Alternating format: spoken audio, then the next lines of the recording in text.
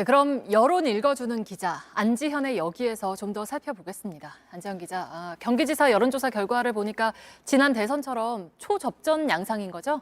맞습니다. 윤석열 당선인 대변인 출신과 이재명 후보와 단일화했던 대선 주자가 맞붙게 되면서 윤심 대 이심의 대결이다 이런 말도 나왔는데요. 여론 흐름을 보면요. 지난 대선처럼 초박빙 승부가 될 가능성 커 보입니다. 그런데 이 지방선거 대선과 다른 점이 있다면 바로 투표율입니다. 통상 대선보다는 지방선거가 투표율이 낮은 편이기 때문인데요. 그래서 제가 오늘 주목한 지점은 바로 여기. 유효한 민심입니다. 네, 유효한 민심. 그러니까 뭐 실제로 투표할 유권자들의 여론이라는 뜻인가요? 맞습니다. 전체 여론조사에서 이들을 완벽하게 솎아내긴 어렵지만요. 우선 반드시 투표하겠다고 답한 응답층만 저희가 살펴봤더니요. 김동연 44.1%, 김은혜 40.5%로요. 전체 응답자 대상 때보다 두 사람 격차가 조금 벌어지긴 했지만요. 여전히 오차 범위 내였습니다. 여기서 반드시 투표하겠다는 응답자가 757명, 그러니까 전체 75.7%니까요. 50대에서 60%대를 기록했던 역대 지방선거 투표율에 비하면 월등히 높은 편입니다. 그래서 저희가 예측 정확도를 높이기 위해서요. 과거에 정말 투표했는지도 함께 물어봤습니다. 과거에도 항상 투표했다 이렇게 답한 응답자를 상대로 살펴봤더니요.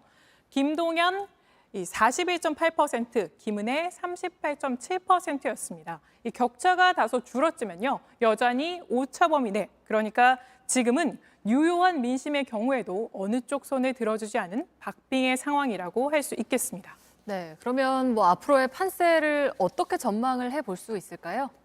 일단 경기지사 선거 흐름이요. 대선과 유사한 흐름으로 갈 가능성 크기 때문에요. 우선 두 달 전 대선 결과부터 살펴볼 필요가 있습니다. 경기도에서 대선 득표율 이재명 50.9%, 윤석열 45.6%로 민주당 후보가 좀 더 우세했던 상황이었는데요. 실제로 경기도 지역별로도요. 이 같은 민심이 유지되고 있는지 저희가 살펴봤더니요. 대부분의 지역에선 지난 대선과 오차 범위 내에서 비슷한 격차 유지하고 있었지만요. 단 한 지역에서만 지난 대선과 크게 달랐습니다. 바로 이재명 후보의 정치적 고향인 성남시가 포함된 지역이었는데요. 그런데 이 성남시 분당갑, 그러니까 김은혜 의원의 지역구도 있는 곳입니다. 지난 대선 때는 이재명 당시 민주당 후보가 1%포인트 이 지역에서 앞섰는데요. 이번 저희 조사에선 김은혜 국민의힘 후보가 민주당 후보를 16.2%포인트나 앞서는 걸로 나타났습니다.